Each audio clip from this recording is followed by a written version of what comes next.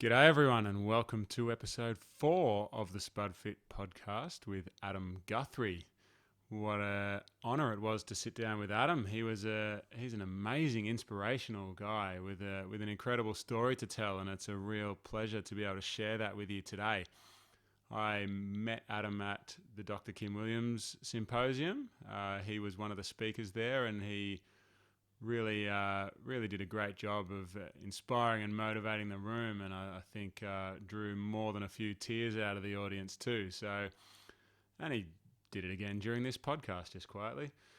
So I'm really excited to share this conversation with you. I really enjoyed talking to Adam. I could talk to him all day long, and I think just his message is one that needs to be heard, and especially for those that have suffered with heart disease of any kind. This is a really amazing and inspirational story of recovery.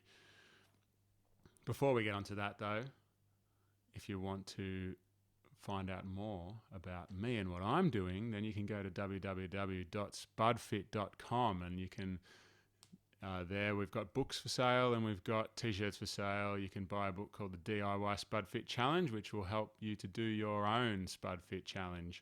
It's got all sorts of information about the hows, whys, and all of that to do with doing your own Spudfit Challenge, as well as lots of psychological tips and tips for dealing with cravings.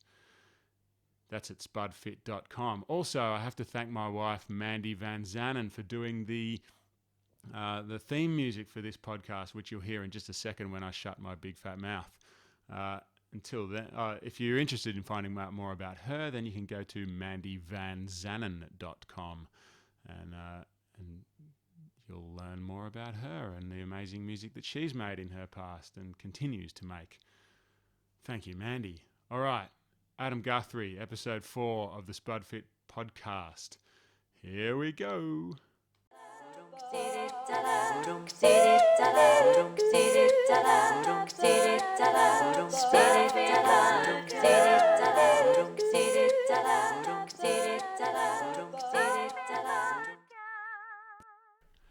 We're on. We're talking with Adam Guthrie. I spoke with Adam Guthrie a little bit last night at a Dr. Kim Williams event, a nutrition in healthcare symposium, and I was going to start telling your story for you then, but I should hear it from you, shouldn't I? So, Adam, maybe for you to share it. The experience last night. Yeah.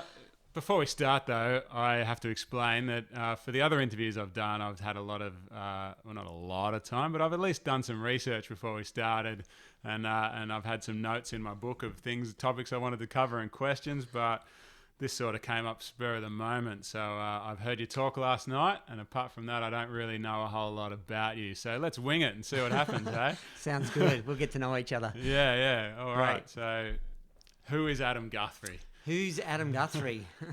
It's a big question. It is. I'll probably start that with who am I now? Because there's been a lot of shifts over the last 30 years. Yeah.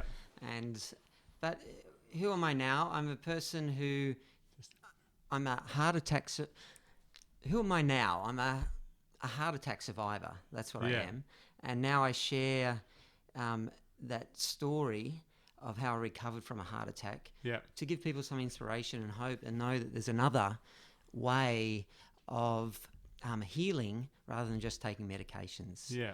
And I'm really committed to sharing with people on how they can reverse heart disease through a whole food plant-based diet, because that's exactly what I did, and I was able to get off all medications within 6 to 12 months of having a heart attack. And then I went on to do an Ironman triathlon. I was 110 kilos, and now I'm 80 kilos. Yeah. So it's been a quite interesting journey. Yeah. And now I share that with people and teach them how to. Yeah, and I was lucky enough to be in the audience last night while you shared your story with a large group of people, and it was a really moving story, and I enjoyed listening to it, and it was inspiring, and that's the chance to sit down with you and talk more about it is something I couldn't pass up. Once a spot in my calendar opened up on my busy schedule, I'm totally I'm inspired after hearing that story. Thanks. And I've said a few times now that last year I'm Spud Fit. Last year was all about the Spuds. This year it's time to put the fit in Spud Fit. So I'm especially interested in hearing about your training for your Ironman and things like that. But let's take it back to the beginning. So you talked about a surfing morning. Your mate rang you up one morning. So tell us what happened. Yeah, a mate rang me one morning back in 2009. He said, "Adam, the surf's up. I'll meet you in the car park in 15 minutes down at the beach." Yeah. So I went down there, and the surf is huge. No one's out, but the car park's full. Everyone watching the surf. And he and I decided to go out with a couple of other mates. We paddled out, and I paddled into the first wave and caught a nice wave. And as I was paddling back out, I saw on the horizon this huge swell building. And I thought to myself, if I don't get over these waves, I'm going to be in a lot of trouble. This is already quite interesting to me, this point, because you said you were 110 kilos, 35 odd kilos overweight. And was that right? 30, 35?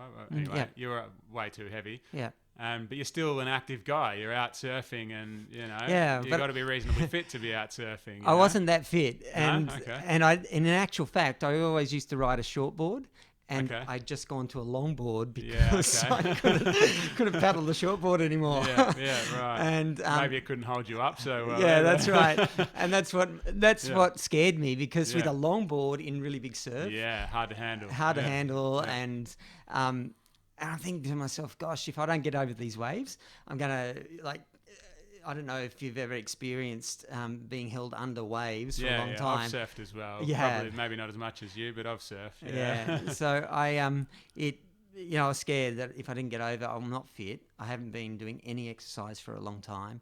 I'd have a surf maybe once a month, but it'd only be small surf and fun. But I've surfed since I was 12, so I'm quite competent surfer. I wouldn't say I'm a great surfer. You know what you're doing, though. But I know what I'm doing. Yeah. And I have fun doing it. And that's what it's all about. Yeah. But I do like big surf. I like to paddle into bigger waves than smaller ones. And I thought, if I don't get over these waves, I'm going to be in a lot of trouble being held under. And so I thought, I don't want that to happen. So I wanted to paddle out as fast as I could. Yeah. So I paddled, got over the first one, and got over the second one, and paddled, got over the third one, and then the fourth one was the biggest of the set, which is always the case in surfing. And I got over that third one, and then the other one's like a mountain, and I'm paddling up it. And just as it starts to curl over, that's the danger zone. That's when you're going to get flipped on your back or something. Totally. and I thought, I've got to give it everything. I gave it everything, and I punched through the lip of the wave, got to the other side, and then bang, I got this pain in my chest, and it went down my arm. And I thought to myself, I'd pulled a muscle. And anyway, the pain was there for a bit. I wonder if that's a common thing. I don't know people that have had heart attacks. Is it common to, I guess, if you're sitting on the couch, you're not going to think you pulled a muscle from sitting on the couch, are you? No, you're not. Yeah, it's paddling like that. You thought, oh God, I've just pushed it too hard. Yeah, okay. Yeah. And a heart attack makes sense, yeah. Okay. So I went in, came home, and thought I'd better get it checked out, get a massage or something. Yeah. And I had a shower, went downstairs, sat down to do some paperwork, and then it really happened. I sat down, and then I just got this crushing pain in my chest, just like it felt like someone was sitting on me, and I couldn't get off, and I was pinned down. I was crushing. Yeah, right. And really intense pain, and I had this cold sweat, and I felt really sick, like nausea, like I've never felt before. Yeah. And I had this pain just running down my left shoulder blade, right down my arm. Yeah. And I've never felt like that before, and I didn't know what was happening to me, and it was quite scary. So you didn't know it was a heart attack yet? No, I didn't know the symptoms. Yeah. And so I rang my wife, and she said, and said to her, look, something's wrong.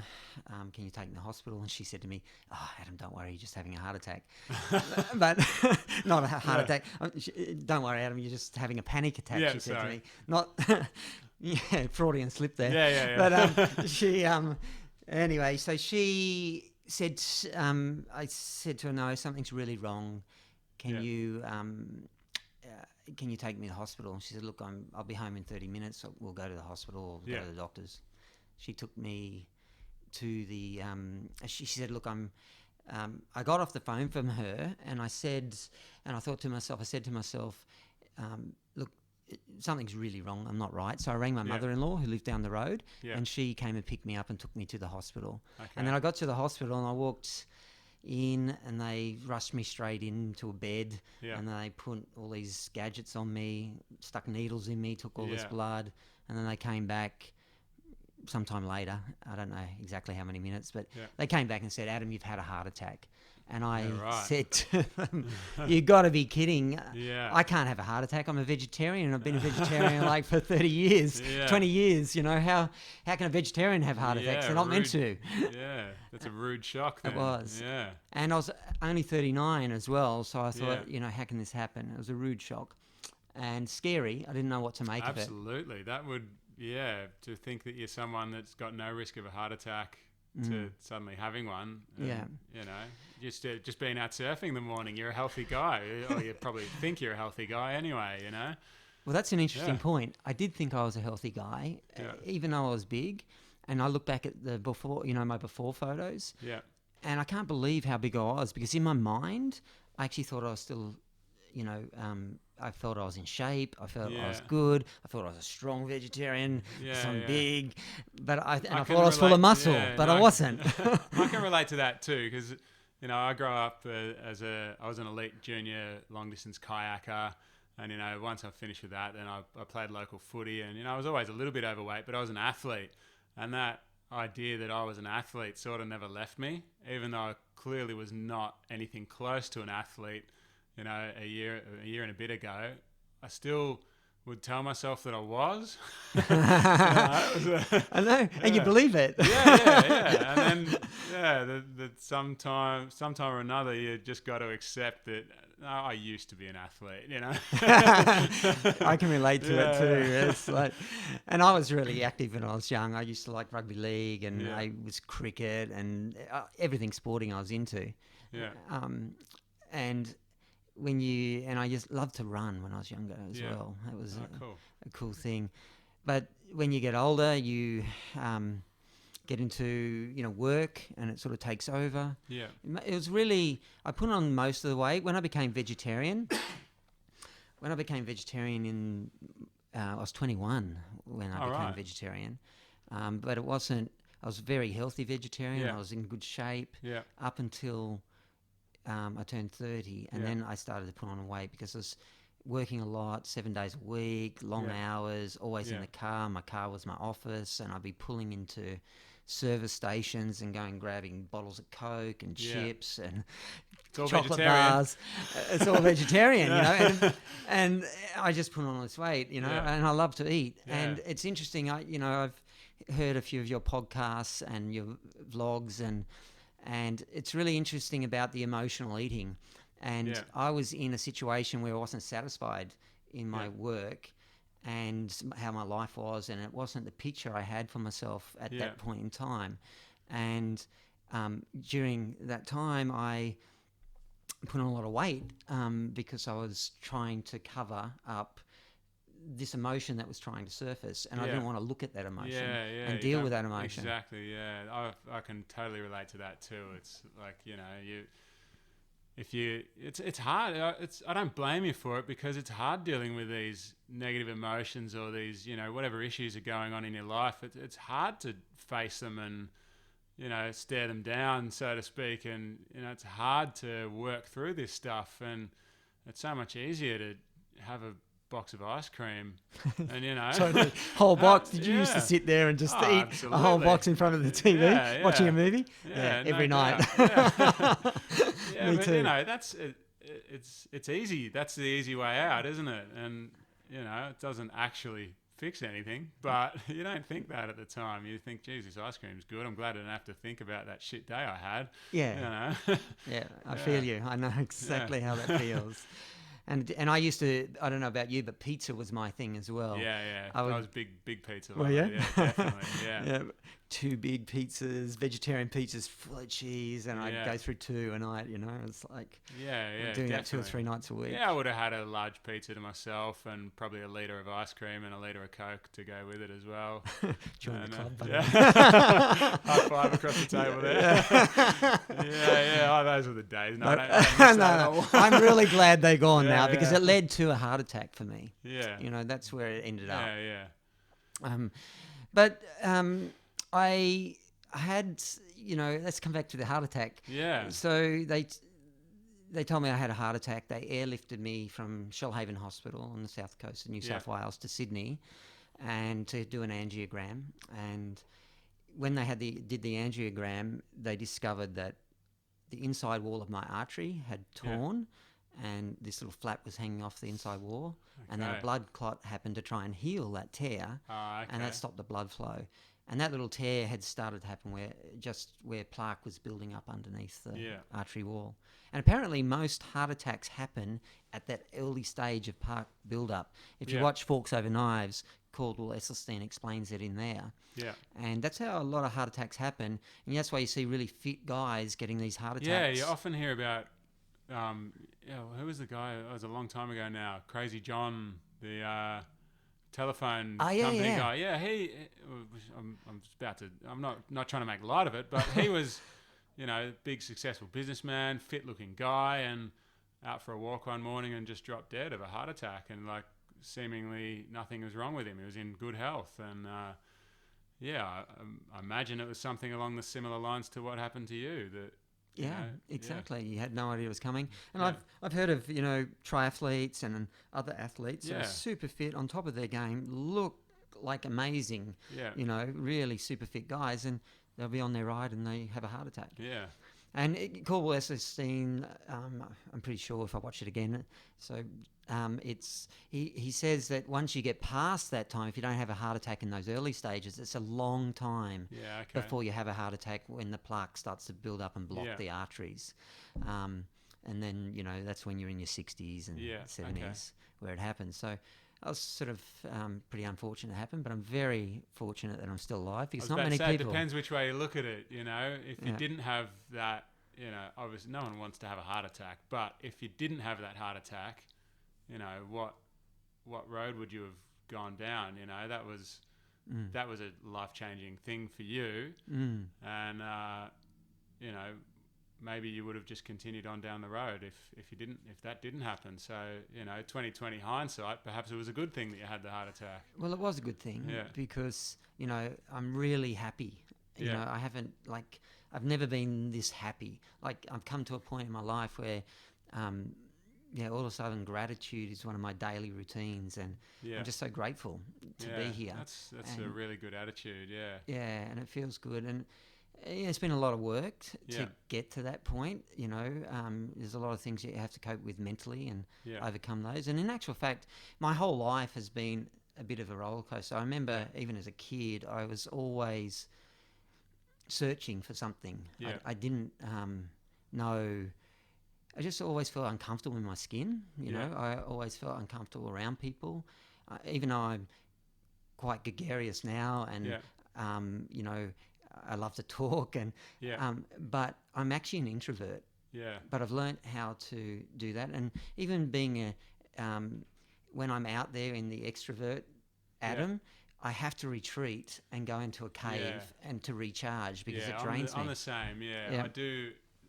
I didn't before, but now that I've sort of been forced to get used to being out and talking to people, and a bit like you get up on stage and you bare your soul to a room full of strangers. It's a hard thing to do, and I do enjoy it now. But like you, I need to have my time to go for a run by myself or a ride, or have some alone time to recharge. I think that's a common introvert kind of thing. It is. It definitely is, and that's just the introvert trait, and that's okay. And you learn to accept that. As a kid, I was really shy. I used to hide behind my mum's leg when she'd be talking to something. I was so shy. Yeah. And as a kid, I was always thinking there's got to be more to always asking the big questions. Why are we here? Yeah. Where do we come from? What is it all about? Yeah. As a kid growing up. Yeah. And I never shared that with anybody until now, actually. But Oh, I was... that's a privilege. yeah, well, you make people feel really comfortable. Oh, thanks. So thank you. And so I... and that actually led to... A lot of my change happened when I was 21. And actually, the biggest change happened on my 21st birthday. Yeah, and that was when you said you went vegetarian when you were 21. And what led to that then? What made you... Well, on my 21st, when I was young, I started drinking when I was 12 years old. Right, I'm actually an alcoholic. Yeah. And I can't have a drink. Otherwise, I can't control it. I have one and I can't stop. And if I keep drinking, I will... when I was younger, I would end up in a fight every time. Yeah, okay. And it's not very nice. Yeah. Anyway. Actually, that's that makes me quite nervous talking about that, but it's the truth. Talk about it. That's okay. No, but I'm happy to share it. Yeah. So I'm actually an alcoholic, and but I started drinking when I was 12. Been drinking every weekend with my mates. But on my 21st birthday, I had this massive big party at my mum and dad's. We had a small acreage where I grew up, and all my mates, and it was a big. I never took drugs, really, anything. It was just alcohol, what I was into. Yeah. And anyway, I was wasted this night, and I was in a relationship, and I told her to leave that night. Yeah. And she did, and I was regretful for it, saying it, and that put me into a bit of a spin. So for the next 3 months, I was just perpetually drunk. I'd wake up in the morning drinking, I'd go to bed after midnight drinking, and I just lived off T-bone steaks and chili sauce and chips and beer. Yeah. And as a result, I put on a lot of weight. And I remember sitting in a pub one night 3 months later in the corner, all by myself, drinking schooners of beer, looking around and being so paranoid that every person in that room was looking at me and talking about me. And I just got weird, and I left, and I thought to myself, I'm either going to die tonight, and if I don't die, I'm going to change my life. And so I didn't commit suicide, and I woke up in the morning. And I woke up in the morning and said, that's it. And then someone had told me about a book, You Can Heal Your Life by Louise Hay. Okay. And I went that day and went and bought that book. But my self-esteem was so low at that point, I couldn't walk into the shop because I was too embarrassed for the title, You Can Heal Your Life. There's something wrong with my life. So I walked into the shop, and I went past 5 or 6 times past the shop, and I said, no, I have to do this. And I walked straight in, and I went to the thing, bought it, and brought it back to the counter and put it face down. Just scan the barcode and let me go. Let me out of here. Anyway, I went home, and I took a month off work, and I was a chef at the time. I'm actually a qualified chef. And and I went through all the programs in there and all the exercises, and she talked about working on your body, your mind, and your spirit. Yeah. And I thought, well, the body's out of shape. Yeah. I'm going to work on that first. 3 months of drinking and chips and T-bone steaks will do that. Yeah. Exactly. So I went and saw a naturopath, and I said, look, I'm looking at this book, Louise Hay, working on mind, body, and spirit. Can you help me with my body? I'm going to do the affirmations and work on the mind with her, and I'll get to the spiritual stuff later. Yeah. And so she got me started, and I started feeling good, and it was all more plant-based food, and I started reading books on vegetarianism and etc. And I came across Anthony Robbins at the time, and he was vegetarian and da-da-da-da-da. So I jumped into the vegetarian thing almost immediately. Yeah. And I lost a lot of weight quickly. I felt great, all this energy. And then I started working on the mind with all the affirmations that she talks about, and that was helping me with my mindset. Well, can you talk us through that process a little bit? Like affirmations, that's something that, the mind is a big area of interest for me, and so I enjoy hearing about what other people do to improve the way their mind works. Okay, well, she takes you through a series of exercises, and it actually, with her work, she takes you to a point where you realise it's just your internal affirmation that I'm not good enough. Yeah. I'm just not good enough. And Yeah. she gets you to that point where you realise that that's what's controlling everything, that I feel like I'm not good enough. Yeah. And then she gives you affirmations. She's all about how the physical illness starts with a thought. Yeah, okay. And then she takes you through certain exercises, and she's actually got scripts where you've got this illness, you've got this pain somewhere, there's a thought that's creating that, and then she's got a corresponding, there's a thought pattern that you've got, which is a negative one that's creating that, and then you can switch that thought pattern with an empowering affirmation that will reprogram the mind, and then stop that thought from manifesting. Yeah, that's cool. That That's illness. interesting. That's something that I worked on myself when I first started making my big changes, and now that I'm working with other people as well, it's a similar thing. It's I don't call it affirmations or anything. I don't really have a name for it, but it's people, when you're taking on a big challenge or trying to change something, there's always these negative thoughts that I'm not good enough, I can't do that, or what if I fail? What if I fail? That's a really big one for people. I'm no good at this. I'm going to fail. I'm going to let people down or whatever. And I started with myself, but now I say to other people, you got to start changing the way you're thinking, and start, when you find yourself thinking, what if I fail? What if this goes wrong? What if? Start thinking about, what if I succeed? What if everything I'm trying to do works out? Then what? Let's get excited about the possibility of success, rather than trying to just be negative all the time about what if things go wrong. Well, if things go wrong, then nothing really. You've just exactly the same thing that's happening now will still be happening. But what if you succeed? That's the big thing. And it's exciting when that happens, when you shift that just one word, just a different question in your mind. Yeah, exactly. And it creates hope, and you get excited about it. Absolutely.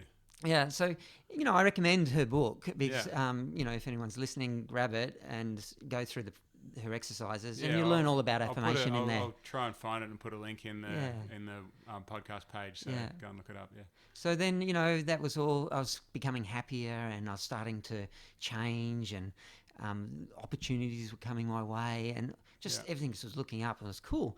And then I went to my naturopath, and I said to her, look, I've gone through the body and the mind, everything's working. This is 3 or 4 months down the tracks. Yeah. I said, but, I want to work on spirituality now. She talks about that, and she gives different options around that. But I said to my naturopath, I said, look, I've just grown up as a Catholic, and I went to Catholic schools, and that's all I know about spirituality. Yeah. What do you know? And she said, Adam, there's a whole library in my reception area all on Eastern philosophy. Yeah. Pick a book, take it out, read it, and if you've got any questions about anything in there, I'm happy to talk you through it.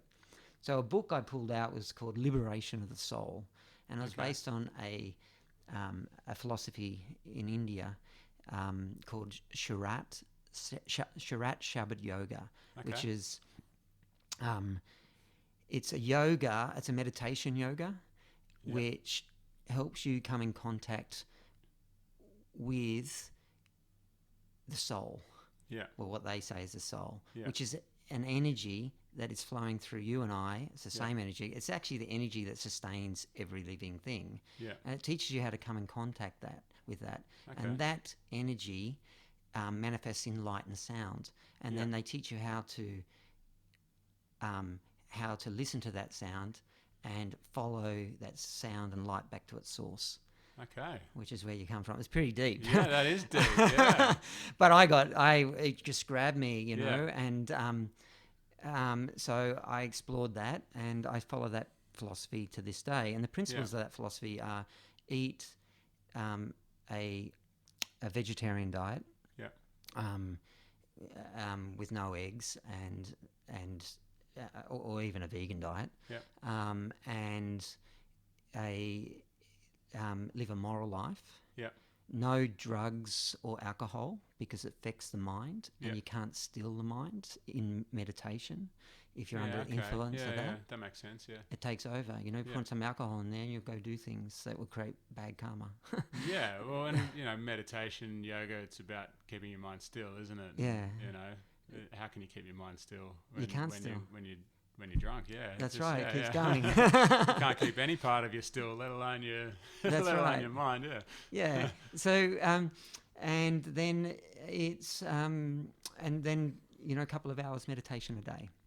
A couple of hours. Yeah. You still do that now? I still do that now. Really? Yeah. Wow. It takes it's part of my daily routine. Yeah. You used to get up at 3 in the morning and do it. Now it's more like 5 to 7:30. Sometimes I've tried to get into meditation many times, and I will again. But I've tried doing 10 minutes a day, and even that is hard. It's very hard. And I really love the idea of meditation. I love everything I've read about it, and talking to people like you. And I had a good conversation with James Aspey about meditation too. And yeah, it's really something that I want to get more into. It's hard, it's hard. Well, it is hard. And when I first started meditating, it was, I couldn't sit still for 2 seconds. Yeah. But what's interesting is like, the good analogy, people can't see this, but I'll explain it to them. Yeah. I'm holding a glass of water. And if you can imagine the glass as the body and the water inside being the mind. So if you move this glass, the mind keeps moving. Yeah. And the purpose of meditation is to still the mind. Yeah. So as soon as you still the body, though, you put the glass down on the table and let it go. Yeah. What happens to the water? Yeah, yeah. What happens to the water? Yeah, well, gradually it becomes still. Slowly, bit by bit. I'm watching it now. There's a few little ripples, and there's a little bit of vibration on the top, and now it's just becoming totally still. So if you still the body, that's a the really mind good will analogy. still. Yeah, the mind will still. So, but the beauty of me doing the meditation, it helped me with my anxiety that I had, and anyway, that's a big part of my life, and it's always in my life. Keeping with that, you've just made me think because, often when I've been trying to get that meditation habit going, and I, for whatever reason, I've skipped a day, and I've always told myself, well, it's okay, you're going to go for a ride or go out in a kayak, and that's sort of like active meditation, which I believe active meditation it's a cool thing. There's no doubt that there's something to it, but I haven't, my body's not still, is it? So my mind can be more still than normal, I guess, but it's never going to reach that stage where your glass of water is now, unless I stop and sit. Yeah. And the beauty about stopping and sitting and becoming really still is that your intuition rises. Yeah. You start to get more intuitive about what foods you should eat. Yeah. And what foods make you feel good, and what environment you're living in, how that affects you. And intuition with making decisions, things come across and you just know that this is what I have to do, and you trust it. You actually start to be aware of your intuition, and you start to get a trust that is, because what happened to me in the past, things would come my way and I get confused, and then I would be going, oh, should I do it? Shouldn't I do it? Should I do it? Shouldn't I do it? And be just going around in circles. I couldn't make a decision. But the more I meditated now, the more I know when I've been given intuition, and I get a feeling in my body, and I know where that feeling is. It's sort of it's sort of down here, and then into my gut, down my left side where my heart is, from my heart and down in my. When I get that feeling, I go, okay, go. That's it. Yeah, go. Okay. And I've also learned when to test if it's intuition, don't act on it straight away. Yeah. Okay. Leave it a day. Yeah. And if it's still there, then leave it another day. And if it's still there, and leave it another day, and let it go for 2 weeks. Yeah. And if it's still there, something will show up and it'll give it to you. Yeah. It hands it to you. Yeah. And then runs with it. It's important not to. It's important to act sometimes, and intuition will tell you to act sometimes straight away, and sometimes intuition will say, no, just hold off and test it. Yeah. And see if it's right. So maybe, your thoughts about, should I do it? Shouldn't I do it? Should I?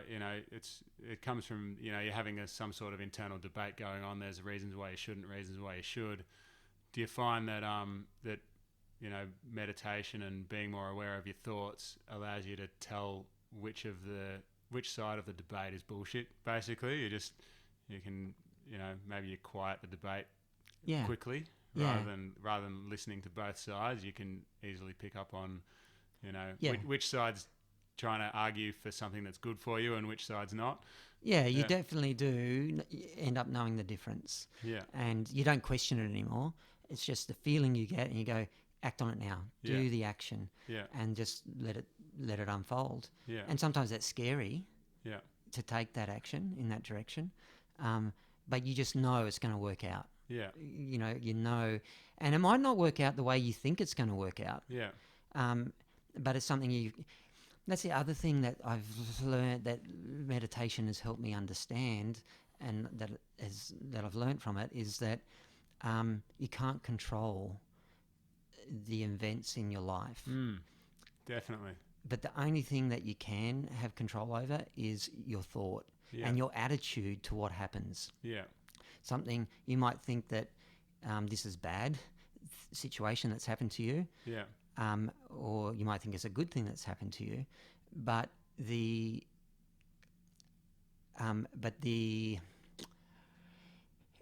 it happens bad, people go, oh, it's so terrible and so bad. But in actual fact, that could be the best thing that's ever happened to you. So you start your heart attack's a perfect example of that. Yeah. At the time, I'm sure you were devastated about it, but you can only really judge any situation with the benefit of hindsight. And if you try to judge it, in the moment, then there's a good chance you're going to get your judgment wrong. That's right. And accepting. Yeah. It's accepting the situation is the other thing. Accepting it as is, as it was meant to be that way.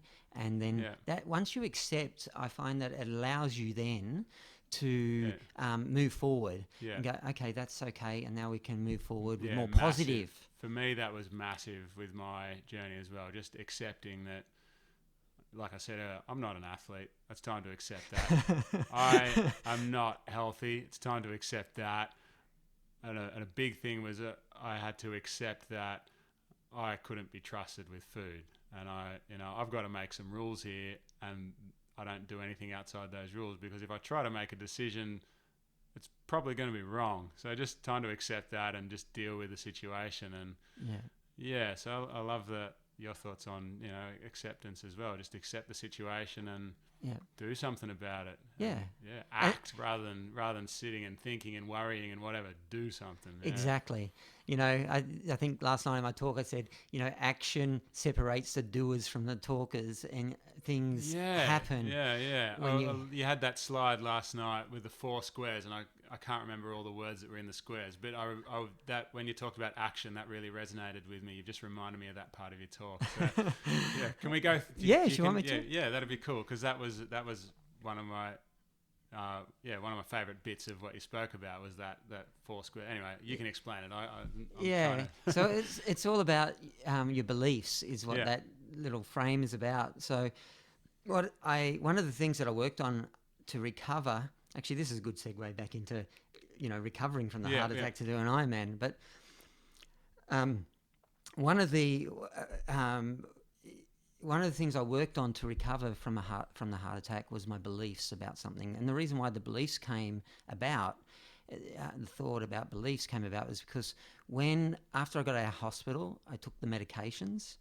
And religiously, I was given 5. Yep. And then after a month, you've got to see a cardiologist. Yep. And the cardiologist said to me, I sat down with him and I said, look, I'm not feeling too good. I'm really feeling flat. My mojo's gone.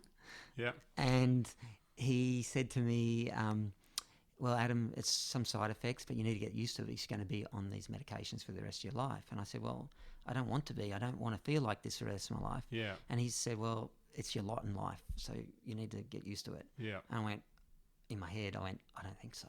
Yeah. And I left there, and I came and researched, and I came across, forks over knives, plant-based diet, and I went on the plant-based diet. And forks over knives was a good thing to shift my belief system about what was possible, because this little matrix that I have, it's like what I realized, that our beliefs, what we believe about something, affects the decisions that we make. Yeah. And the decisions that we make determine the action that we take. Yeah. And the action that we take determines the result that we produce. Absolutely. And then our results reinforce our belief systems. Yeah. And this little sort of circle can go in two ways. If you have a limiting belief about something, let's say that you have a limiting belief that I'm going to be on medications for the rest of my life and heart disease can't be reversed, then with that sort of belief, what sort of decision do you think you're going to make? Well, you're not going to make a decision to take some action to get off medications because you believe it can't happen, which means you're not going to take the action of getting off medication, which reinforces the belief that you are going to be on these medications. But the opposite is true. Yeah. So if you have this belief, like it is possible to get off medications. It is possible to go and do an Ironman triathlon after a heart attack, and that you can lose all this weight and you can feel amazing. If you had that sort of belief, what sort of decision are you going to make? You're going to make a decision to take some action to try and make it happen. And then you produce the result, and then that just reinforces the belief, and you just get fitter and healthier and better and better at what you do. So how do we change our beliefs then? Where does that come from? I guess it started with forks over knives for you? So that's one of the things. If you have a look at let's say a belief is like a tabletop. And then you need legs under that table to hold it up. So beliefs sort of hold up the table. So you come across a reference like forks over knives, which shows other people had done it. That gave me a belief, a reference that it could be done. There's one leg under the table. And then you come across somebody else or a bit of science or a bit of this. All these little references start to come to give you a belief that it can happen. It makes us, once you get four legs, the table's not going to rock. And you go, okay. It takes some effort though. You can't sit and wait for those beliefs to come to you. You got to go looking for the information for yourself. And and there's many techniques with to shift beliefs with that psychologists and psychiatrists and counsellors and things can help shift. But it's important to work on shifting your beliefs. So I shifted my belief with that, with the heart attack, and I thought I can get off medications when I saw that. So it's not just a matter of like sitting in the mirror, standing in the bathroom, looking in the mirror and saying, I believe I can do an Ironman triathlon. I believe it. If I believe it, I can achieve it. Let's go and find some evidence that it's possible more than, just trying to talk yourself into it. Although that's still a good start. That's an affirmation. Yep, I believe I can do an Ironman. I believe I can do a triathlon. I believe I can get off medications, because that's starting the new thought pattern, which is shifting the belief. The thing is, if you keep saying that over and over again and not take any action, it's not going to happen. Exactly. That's what I was getting at. Totally. You've got to combine it with action. Nothing gets done unless if nothing changes, nothing changes. If you're going to sit around and talk about doing something without doing anything about it, then what's the point? What is the point? You're going to stay there in circles. It's like The Secret. Have you heard of The Secret? No. The Secret's this thing about beliefs and manifesting things, and it's all about just say these affirmations over and over again, and it's going to magically happen, but it doesn't. You have to go take some action. Things only manifest when you take action. And so I took some action. I started with a little thing called Couch to 5Ks, and for exercise, and it's a little app, and I was that got me moving. And then I changed my diet to a whole food plant-based diet, and within 6 to 12 months I was off all the medications. And then I started to get fitter. My wife bought me a push bike, and I started riding with the local bike shop, Saturday morning ride. And then on that ride, they're good groups. I used to ride a bike. I don't have a bike anymore, but I did a few bike races a while back, and I used to love my Saturday, Sunday morning rides with the bike shop group. That was cool. It was cool. You do that, have coffee afterwards, and so there's a bunch of guys there that were triathletes, and one guy had done a Kona in Hawaii, and another guy had done 8 Ironman. And that's big to get to Kona. You got to qualify for that. You got to qualify for it.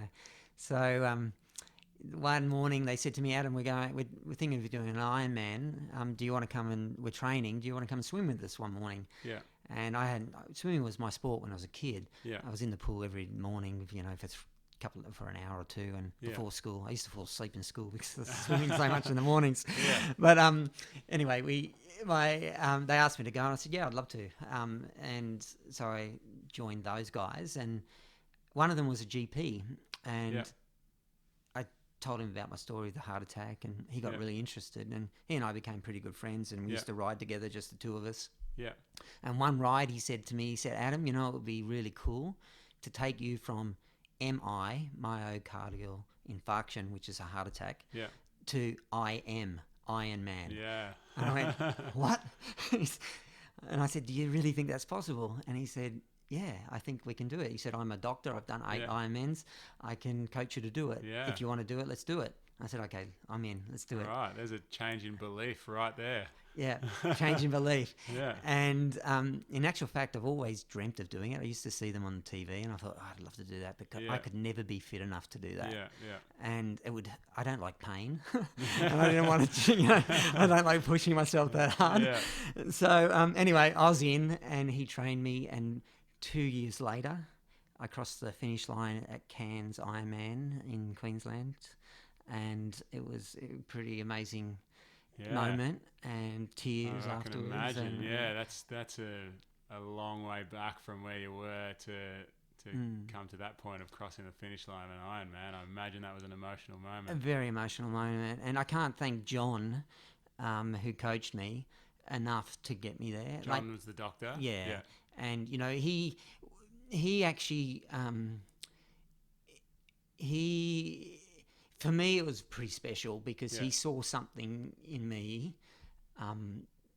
that I didn't see, Yeah. and he helped me. I owe him a lot because it wasn't the fact that I did an Ironman; it was the fact that committing to something and going through pain and challenge and wanting to quit, Yeah. and that whole process, which is required to create success in anything. Yeah. Yeah. I'm getting tingles all over just hearing about this, man. And then for him, he did the Ironman with me. He came in right. a little bit before me, Yeah. and he was there at the finish line, and he was there with the towel. Oh, yeah. And it was a pretty magic moment. Yeah. I'm that's crying, massive. but that's it's pretty special. yeah. And, I've got a lump in my throat too. Don't worry. And John, if you ever listen to this, I just want to thank you for supporting me through that. It was very. An very good. Ironman's a massive achievement for anyone, let alone coming from where you came from. So, yeah, just there's. Why wouldn't you be emotional about it? It's crazy. Just for me to think about, an Ironman is an inspiring thing for me too. It's I've thought lots about running marathons and doing Ironmans and things like that, and who knows, maybe I'll have a go at one sometime. Maybe you can help me through it. Yeah, I'll give you one tip now. Yeah. Download Rich Roll's book on Audible. Yeah. Was it Ultra. Finding Ultra? Finding Yeah, Ultra. yeah. And I was listening to that on my runs, on some of my long runs in training, and it was enough to keep me inspired and keep moving Cool. towards it. I know good you've one. been on his podcast, but if you want to do an Ironman, I found him really helpful. Yeah, okay. Because he's got a Cool. good story, and it was quite inspiring. Yeah, absolutely. But yeah, it was good with John and. Anyway, where were we? Yeah, no, that's all right. So we've just got a few minutes left. So Yeah. what's going on in your life these days? And what are you? Yeah. So What are these you doing? days, right now, we've just started a new business with two mates of mine, and it's called Pineapple Crush. It's an Asian inspired vegan salad noodle bowls. Okay. So it's this eatery. Yeah. And it's in Avalon on the northern beaches of Sydney. Yeah. And we hopefully will open one in Byron Just one Bay soon. location at the moment. At the moment, but Yep. we see them opening everywhere. Yeah. We see it as the future of fast food Yeah, because yeah. within 5 to 10, maximum 10 minutes, you order Yeah. the bowl, you have it, Yeah. and it's amazing. These Can beautiful you bowls. open one in Elwood where I live, please? No, I think so. We will do that. someone down this way might be interested in opening one. Yeah. So I'm living in Byron Bay at the moment. Yep. I grew up in Berry on the south coast of New South Wales, and I Yeah. lived there all my life. And then 3 years ago, one of my daughters wanted to go to the Green School in Bali. Oh, yeah? And What's that? It's an environmental school. It's all Yeah. about entrepreneurship. Yeah. Well, in actual fact, what the Green School is, the founder listened to Al Gore's, Yeah. Al Gore's Inconvenient Truth. Yeah. And he just sold his business in Bali, which is a big jewelry company. His name's Yeah. John Hardy. Yeah. And when he retired, he looked at this and he said, someone needs to create a school that teaches kids to implement this Yeah.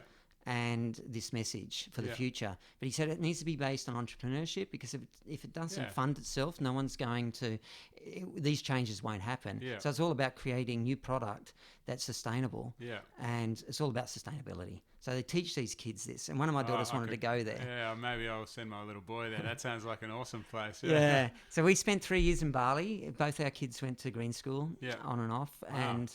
And so we came back and we decided, after living in Bali, you become a little bit more liberal, a little bit more creative. Yeah. And when we came back to Berry, it's a bit more of a conservative Yeah. suburb. And we love Berry, and it's always be part of our things. But we decided to go to Byron Bay. Yeah. And so You could choose a worse place than Byron Bay. yeah. So we're Yeah. living in Byron now, Yeah. and so we're doing that. And also, I want to share this message more, Yeah. that it's possible to reverse heart disease through a whole food plant-based diet. So Yeah. I've been doing that over the years with my chef Yeah. background. We've been doing courses and workshops and teaching people how to cook the food. Great. And we've been talking, and we've got a little meal plan app that we started 3 or 4 years ago. Yeah. And it's I don't know if it still is number one on in iTunes. It's called I Yeah. Feel Good. Yeah. Okay. Yeah. So I'll put all the links to this Yeah. stuff in on the episode page on the website. Yeah. But, yeah. so that's what we're up to. So All right. Social know- media stuff. Anyone, if people want to follow you. yeah, do you have it's any- I Feel Good. Yeah. Okay. ifeelgood.com.au is my website, Yeah. and you can get all the links where we're Yeah, around in okay. there. Oh, cool. I'm a little bit active, but I'm not that active. Yeah. And but who knows? It might start having a bit Yeah. more. Yeah. Yeah. with Cool. things. Well, let's wrap it up. We got to get moving. But thanks for sharing that with me. Like I said, I didn't have a chance to research you properly before we started, but I'm happy with that conversation. I'm inspired, and you moved me. So I hope people have enjoyed the conversation. And I don't know how to finish this. That was cool. It was cool. I had a great time. Yeah, thanks, Thank mate. you High very five, much. and spud up, folks. Cheers. Well, there it is. Adam Guthrie, the one and only. I feel drained. I feel tired after that. That was emotional. We went deep. I hope you enjoy it as much as I did.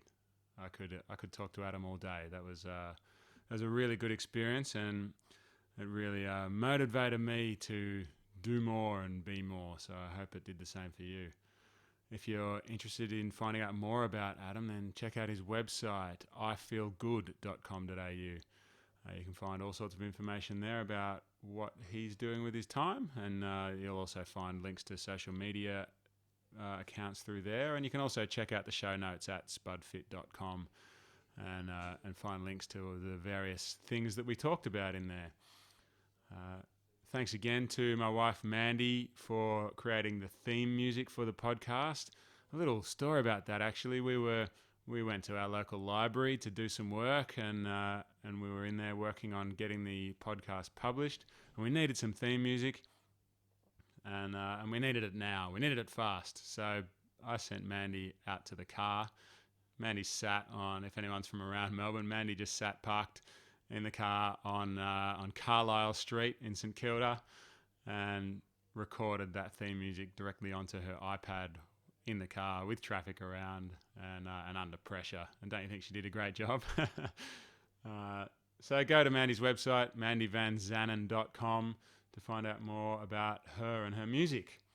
Also, don't forget to subscribe to my newsletter at spudfit.com, and check out our book, The DIY Spudfit Challenge, on Amazon. Thanks everyone for listening, and hopefully I'll see you again next week. Spud up.